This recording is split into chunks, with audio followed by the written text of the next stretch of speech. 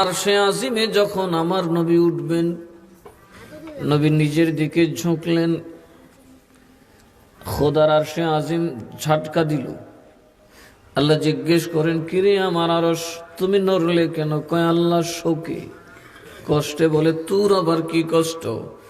রব্বুল আলামিন যেই নবীর জুতা মুবারকের দুলি আমার বুকে রেখে চিরকাল আমি জিয়ারত করব, ওই নবী দেখো জুতা খোলার জন্য ঝুঁকতেছে।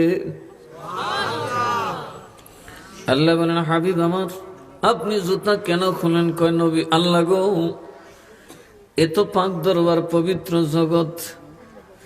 আমার ভাই মুসাকে যখন কুহে তুর আপনার সাথে কথা বলার জন্য যাচ্ছিল, তখন জুতা পায়ে ছিল।